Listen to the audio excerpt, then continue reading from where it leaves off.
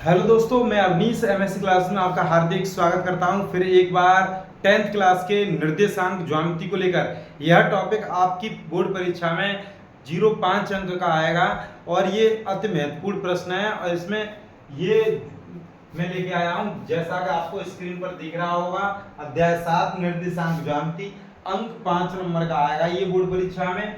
यदि आप चाहो तो आपको बता दिया जाए। देखना, एक था संख्या पद्धति, ये आपका कितना है 0.5 अंक का। संख्या पद्धति के बाद है आपका बीजगणित देखना, ये आपका 18 अंक का। और देखना, बीजगणित के बाद आप देखना त्रिकोणमिति आपकी है 12 अंक की। त्रिकोणमिति के बाद आप देखना निर्देशांक और निर्देशांक ज्यामिति जो है ये आपकी 0.5 अंक की है। इसी प्रकार से आपकी है ज्यामिति आपकी है, ये भी आपकी कितने नंबर की है, 10 नंबर की है। तो देखना 10 नंबर की है। और इसी प्रकार से मेंसुरेशन कितने का है, मेंसुरेशन है आपका 0.8 अंक का। इसी प्रकार से सांख्यिकी तथा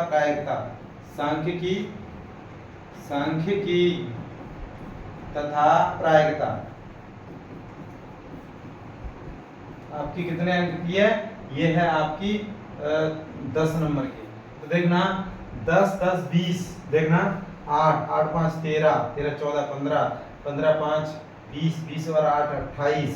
तो ये आपकी ज्यामिति जो है वो आपकी 12 अंक की है। तो देखना ये हो गए हमारे कितने 8 5 13 14 15 15 5 20 20 2 22 22 और 8 30 30 की जीरो हासिल आएगी 3 1 2 3 4 4 और 3 7। इस प्रकार से आपको ये प्रश्न है। और हमने ये त्रिकोणमिति जो है ये आपको करा दी है। ये संपूर्ण त्रिकोणमिति YouTube पर डली हुई है, प्लेलिस्ट बनी हुई है इसकी। और ये देखना बीजगणित में हमने कुछ वीडियो डली हुई हैं, लेकिन इसको भी हम साथ में कराएंगे। और ये हम लेके आए हैं आज लेके आ रहे हैं हम क्या, देखना ज्यामिति। तो ज्यामिति का ये सेशन है और ये आपको अच्छा लगेगा, देखना देखते रहना।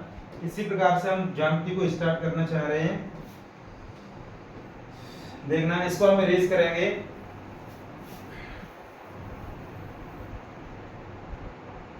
देखना, तो ज्यामिति है क्या, देखना आप पिछली कक्षाओं में पढ़ के आए होंगे। देखना, जैसा कि ये x है और ये x डैश है, इसी प्रकार से ये y है, ये क्या है हमारा y डैश, ये x डैश, ये y डैश। तो ये x डैश को हम x अक्ष मानेंगे। और ये y डैश, इसे हम y अक्ष, और x अक्ष और y अक्ष ये जहां पर भी काटते हैं उसी को हम कहते हैं मूल बिंदु। क्या कहते हैं, मूल बिंदु 0,0 हम कहते हैं, ध्यान रखना। और सभी दूरियां जो भी x है, ये जो डैश नहीं है अर्थात जो सिंपल है उस तरफ यदि चलेंगे तो ये हम धनात्मक दिशा, हमारी क्या है धनात्मक दिशा। तो इसे हम बोलेंगे 1 धन का, धन के 2, धन के 3, धन के 4, धन के 5 और ये धन के 6, धन के 7, धन के 8।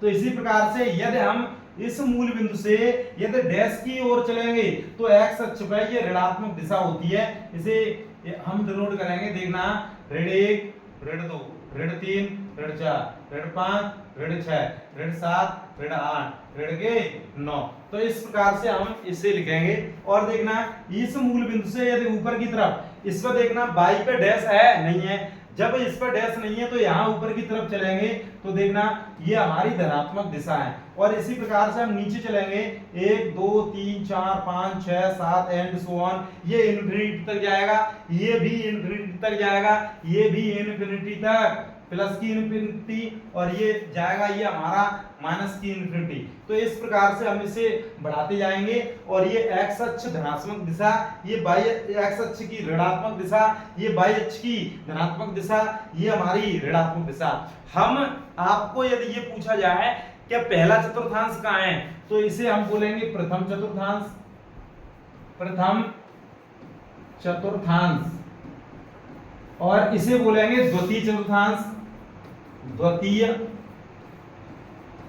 चतुर्थांश, इसे बोलेंगे हम तृतीय चतुर्थांश, तृतीय चतुर्थांश, इसे बोलेंगे चतुर्थ चतुर्थांश, चतुर्थांश। तो ध्यान रखना, ये प्रथम चतुर्थांश, ये द्वितीय, ये तृतीय, ये चतुर्थ चतुर्थांश।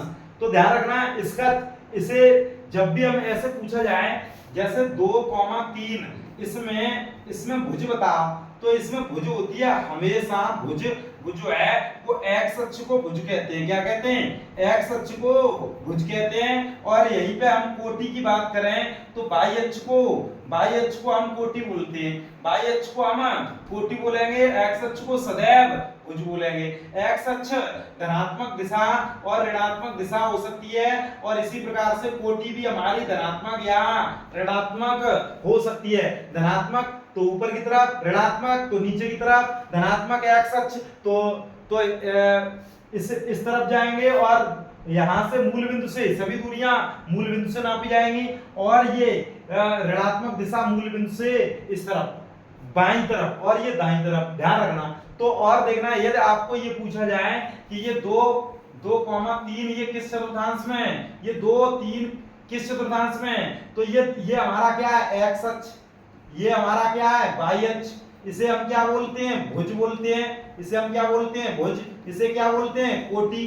ध्यान रखना। और ये भुज है, ये हमारा कोटि है, एक्स अक्ष है, तो एक्स अक्ष पे कितना? 2, तो 2 चलेंगे, 1 2, तो ये हमारा 2 है। और देखना कोटि हमारा कितना है? बाई अक्ष पे है, बाई अक्ष पे कितना है? 3, तो बाई अक्ष हमारा धनात्मक दिशा है, तो धनात्मक दिशा इस तरफ चलेंगे, तो ये हमारा 1 2 3 4 5 6 7 8 9 10, तो ये धनात्मक दिशा। ये हमारी ऋणात्मक दिशा है, ऋण 1 ऋण के 2 ऋण के 3 ऋण के 4 ऋण के 5 ऋण के 6 ऋण के 7 और ऋण के 8, तो ये माइनस हो गया, वो प्लस हो गया, तो ये धनात्मक है, तो ये 1 2 3 यहाँ पे, और ये यूं करके ये इसे खींचेंगे, इस प्रकार से इसे खींचेंगे, तो ये आगे मिल जाएगा। इसी बिंदु को हम बोलेंगे 2,3, और ये हमारा किस चतुर्थांश में है? तो ये हमारा प्रथम चतुर्थांश में है। और इसी प्रकार से हमारा इसी चतुर्थांश में होता तो कौन सा चतुर्थांश था?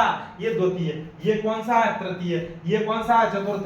तो इसका चिन्ह क्या होगा? जैसे हमें सीधा सीधा बताना हो तो यदि कोई भी भुज और कोट दोनों ये धनात्मक आ जाएं, भुज भी धनात्मक और कोटि भी धनात्मक, तो ये प्रथम चतुर्थांश को डिनोट करेंगे। इसी प्रकार से देखना, सबसे पहले यदि कोई चीज लिखी जाती है वो हमारा भुज लिखा जाता है, तो भुज सबसे पहले लिखेंगे, तो ये हमारा ऋण दिशा है, तो ये ऋण, और ये देखना कोटि लिखेंगे तो ये धनात्मक दिशा है, तो ये वाला जो चिन्ह है वो हमारा द्वितीय चतुर्थांश का है। तो इसी प्रकार से देखना, इसका लिखेंगे सबसे पहले हम किसे लिखेंगे? हम लिखेंगे हम एक्स अक्ष को, अर्थात हम भुज को लिखेंगे, तो ये ऋणात्मक दिशा। इसी प्रकार से कोटि को लिखेंगे, ये भी ऋणात्मक दिशा, तो ये तृतीय चतुर्थांश का चिन्ह हो गया ऋण ऋण। कभी भी ऐसे लिखा आ जाए ऋण के 2 ऋण के 3, तो ये किस चतुर्थांश में है? तो ये तृतीय में। कभी भी ऐसा लिख के आ जाए तो ये किस चतुर्थांश में? तो ये हमारा कुछ है द्वितीय चतुर्थांश में। कभी ये 2,3 लिख के आ जाए तो ये किस चतुर्थांश में? ये पहले चतुर्थांश में। इसी प्रकार से देखना, इसमें हम भुज पहले लिखते हैं तो धनात्मक, और कोटि बाद में लिखते हैं तो माइनस, तो ये हमारा कोई किस चतुर्थांश का है? ये हमारा धन और ऋण, ये हमारा चतुर्थ चतुर्थांश में लिखा जाता है। तो इस प्रकार से हमें ये ज्ञान होना चाहिए। यदि आपने अभी नहीं पूछा तो आप यदि ये पूछना चाहो, यहाँ पर यदि कोई बिंदु हो तो इसे क्या लिखेंगे? तो इसे लिखेंगे एक्स अक्ष। एक्स अक्ष पर ये बिंदु है, ये बाई अक्ष पर बिंदु है, बाई अक्ष है, और बाई अक्ष पे x 0 होता है, तो यहाँ पे x 0 करेंगे, कॉमा, सदैव पहले x लिखा जाता है, उसके बाद बाई, तो बाई हमारा कितना है? 1 2 3 4 5, तो यहाँ पे ये 5 धनात्मक, तो 0,5 ये वाला बिंदु हो जाएगा। इसी प्रकार से ये पूछा जाए तो क्या बोलेंगे? तो हम x अक्ष को पहले लिखेंगे, x अक्ष हमारा यहाँ पे 0 होगा, y अक्ष हमारा ऋण के 5 है, तो ये ऋण के 5 हो गया। ये वाला बिंदु हमारा कितना हो गया? 0,5। इसी प्रकार से यदि ये इस बिंदु की बात आ जाए तो हम क्या लिखेंगे, एक्स अक्ष को पहले लिखेंगे, तो ये ऋण के 6,22। एक्स अक्ष पे सदैव बाई 0 होता है, ध्यान रखना। तो बाई 0 हो गया, एक्स अक्ष पे सदैव बाई 0 और बाई अक्ष पे सदैव एक्स 0। इसी प्रकार से यदि प्रश्न आपको पूछा जाए, देखना हम इसको इरेज करने जा रहे हैं। यदि आपको ये पूछा जाए प्रश्न, आपको पूछा जाए, देखना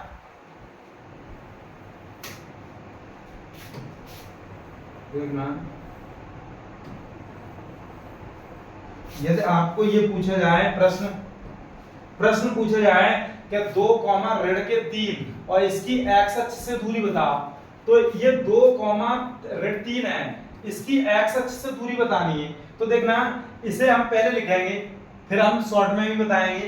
एक्स अक्ष से दूरी इसकी बतानी है 2 ऋण 3।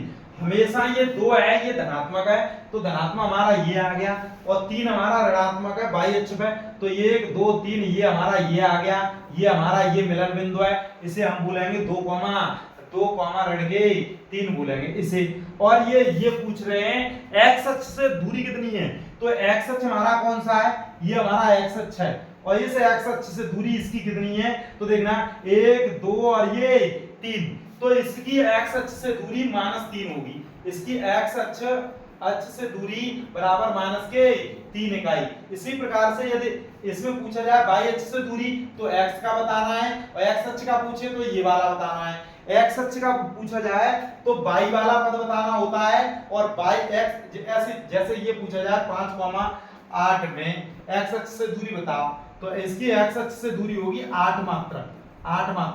यदि ये पूछा जाए -3, -5 की बाई अक्ष से दूरी बताओ, तो बाई हमारा ये वाला पद होता है, एक्स हमारा ये वाला पद होता है। बाई अक्ष से दूरी तो हमारी ऋण की 3 हो जाएगी, -3 हो जाएगी।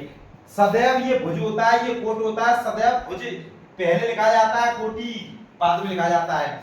भुज होता है वो एक्स अक्ष होता है, और कोटि होता है वो बाई अक्ष होता है। ये बात आपको कंठस्थ कर लेनी होगी, ध्यान रखना। मैं धीरे धीरे ये 9th क्लास में था, इसको लेके पूरा बेस मजबूत करके आपका ले जाऊंगा। तो देखना इसी प्रकार से आपको मुझे कराने हैं सूत्र भी कराने हैं, देखना सवाल भी आ गए, देखना मुझे आपको सूत्र कराने हैं, देखना प्रमुख सूत्र, देखना इसी प्रकार से प्रमुख सूत्र। यदि देखना नंबर 1, यहाँ पे यदि हमारा एक बिंदु यहाँ पे एक बिंदु हमारा B, एक A बिंदु, एक B बिंदु, इस A बिंदु के निर्देशांक है x1, y1, और इस B के निर्देशांक है x2, y2। तो ये देखना x1, y1, x2, y2। यदि हमें यहाँ पे पहले पूछी जाए A और B के बीच की दूरी, A व B के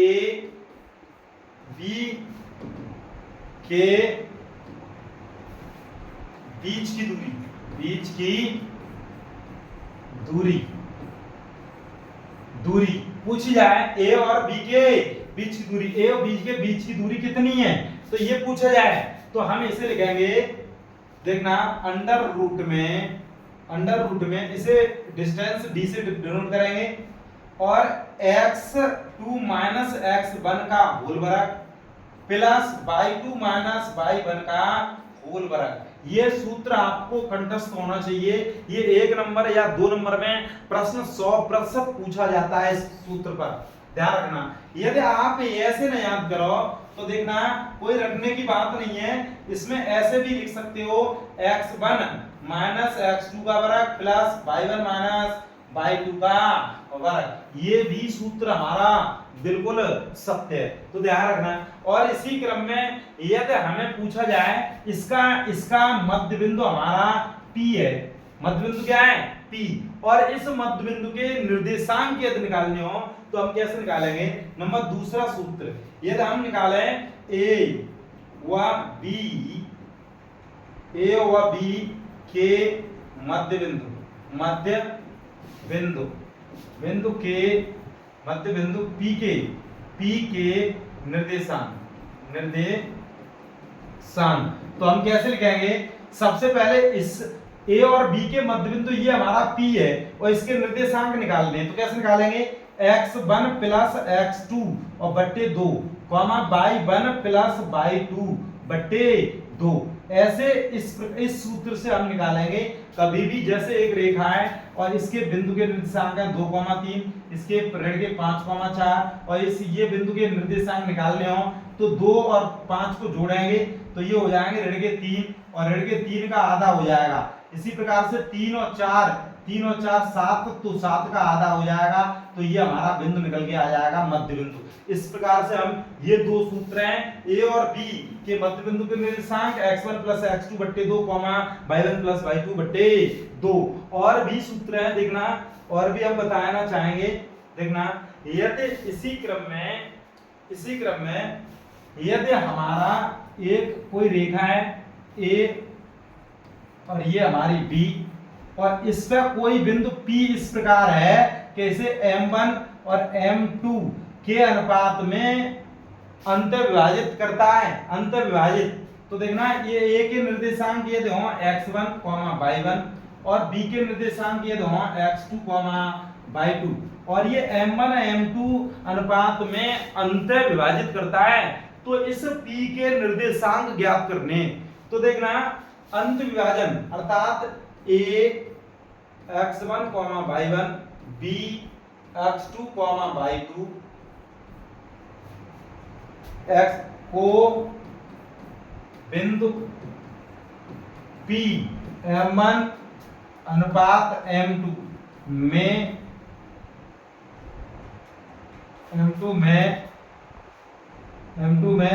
अंत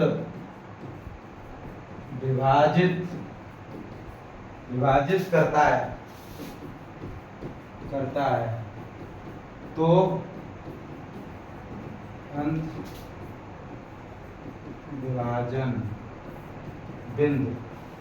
विभाजन बिंदु P कैसे निकालेंगे, अंत विभाजन बिंदु P तो ये इस प्रकार से निकालेंगे देखना M1 x2 plus M2 x1 बट्टे M1 प्लस M2 कॉमा इसी प्रकार से M1 y2 plus M2 y1 बट्टे M1 प्लस M2।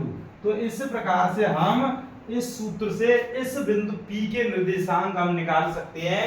A बिंदु दिया जाएगा, B बिंदु हमें दिया जाएगा और ये P को M1 अनुपात M2 में अंत विभाजित करता हो तो हम इस प्रकार से निकालेंगे। यदि यहीं पे ये बिंदु AB को बाहर विभाजित यदि M1 और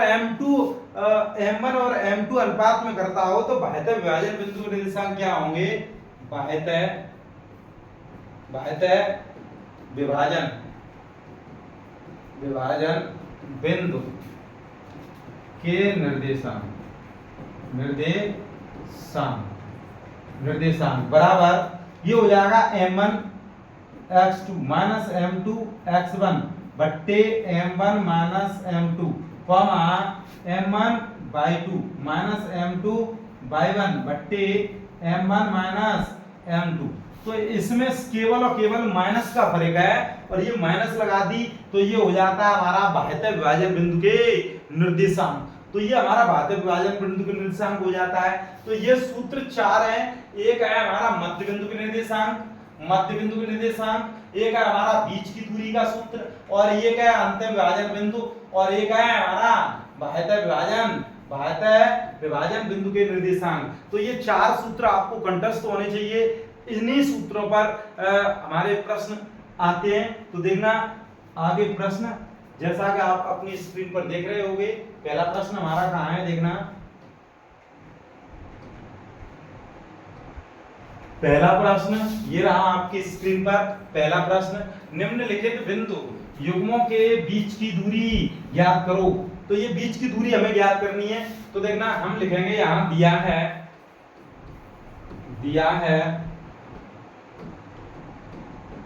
क्या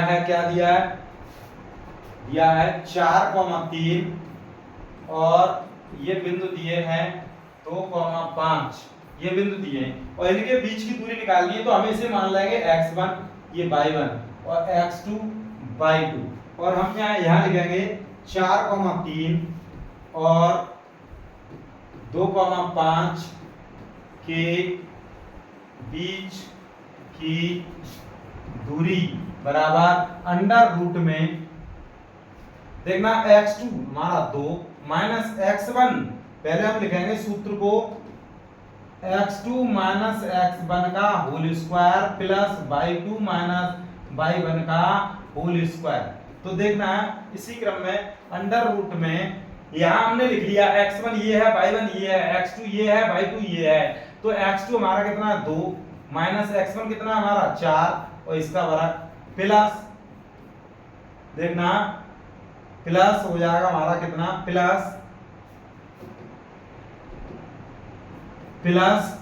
देखना प्लस y2 हमारा कितना है 5 माइनस y1 कितना है हमारा 3 और इसका वर्ग। तो देखना 2 में से 4 घटाएंगे तो माइनस के 2 बचेंगे, 2 में से 4 गए माइनस के 2 और इसका वर्ग प्लस 5 में से 3 गए तो ये 2 बचे इसका वर्ग। तो देखना इसका अंडर रूट 2 का वर्ग कितना हो जाएगा 4 और 2 का वर्ग 4 और ये अंडर रूट में 4 और 4 कितने हो जाएंगे 8 और इसे हम लिख सकते हैं 2 गुणा 2 गुणा 2 और इसका एक जोड़ा बन जाएगा। तो ये हमारा 2 अंडर रूट 2 मात्रक 2 अंडर रूट 2 मात्रक। तो इस प्रकार से इन प्रश्नों को हल करेंगे। इसी प्रकार से हम इस प्रश्न को हल करना चाहेंगे। देखना इसका हम तुरंत करेंगे x1 y1 और ये x2 और ये y2। तो इसी प्रकार से आप करेंगे बीच की दूरी बराबर अंडर रूट में x2 माइनस x1 का whole square plus y2 minus y1 का होल स्क्वायर। तो देखना x2 हमारा कितना ऋण 1 माइनस x2 माइनस x1 तो 2 इसका वर्ग प्लस y2 हमारा 4 माइनस y1 कितना है 0 इसका वर्ग और ये हमारा हो जाएगा अंडर रूट। ऋण 1 में से ऋण 2 घटाएंगे तो कितना हो जाएगा ऋण 3 तो ऋण 3 का वर्ग हो जाएगा प्लस 4 में से 0 गया 4 का वर्ग हो जाएगा और ये ऋण 3 का वर्ग 3 3 9 4 चौक 16 16 9 25 और 25 का धन ऋण के 5 मात्रक आएगा। कितना आएगा 5 मात्रक आएगा, ध्यान रखना मात्रक 5 मात्रक आएगा। तो ध्यान रखना इस प्रकार से इन प्रश्नों को हल करेंगे। और भी देखना आगे प्रश्न और दिए हैं देखना निम्न युग्मों के बीच की दूरी ज्ञात करो। तो देखना ये है आपके बीच की दूरी ज्ञात करनी है, तो इसे मानेगा हम x1 y1 और इसे हम x2 और ये हमारा y2। तो ये बीच की दूरी हम लिखेंगे बीच की दूरी बराबर अंडर रूट में x2 हमारा कितना माइनस की 1 x1 हमारा कितना 2a माइनस का इसका वर्ग y2 कितना माइनस का 3a माइनस y1 कितना a और इसका वर्ग और इस प्रकार से लिखेंगे। तो देखना ऋण के 1a और माइनस की 2a तो ये माइनस की 3a और इसका वर्ग प्लस ऋण के 3 और 1 कितना हो जाएगा ऋण के 4a इसका वर्ग। तो 3 3 9 और ऋण क्या हो जाता है धन हो जाता है क्योंकि वर्ग यदि समघात हो यदि ऋण का वर्ग हो तो उसका धन हो जाता है। तो ये 3 3 9 और a का वर्ग प्लस 4 चौक 16 a का वर्ग और ये अंडर रूट और 16 9 25 और a स्क्वायर। तो ये आ जाएंगे हमारे 5 बाहर निकल के ये वर्ग है तो ये 5a ये मात्रक निकल के आ जाएगा अर्थात ये 5a मात्रक इनके बीच की दूरी हो जाएगी। इस बिंदु के और इस बिंदु के बीच की दूरी हमारी निकल के ये आ गई। तो इसी प्रकार से हम ये वाला प्रश्न करेंगे। देखना ये आपकी स्क्रीन पर देखो इसको इसमें भी हम x1 और ये y1 x2 और ये हमारा y2। तो बीच की दूरी देखना बीच की दूरी बराबर अंडर रूट में x2 माइनस x1 का whole square plus y2 minus y1 का होल स्क्वायर। तो इसी प्रकार से हम देखना ये हमारा क्या हो जाएगा x2 हमारा कितना है 4। देखना इसमें देख के लिख देते हैं x2 हमारा 4 है तो 4 लिख दिया माइनस x1 हमारा 2 है तो 2 लिख दिया इसका वर्ग कर दिया प्लस y2 कितना है हमारा y2 1 है माइनस y1 कितना है 3 है इसका वर्ग कर दिया।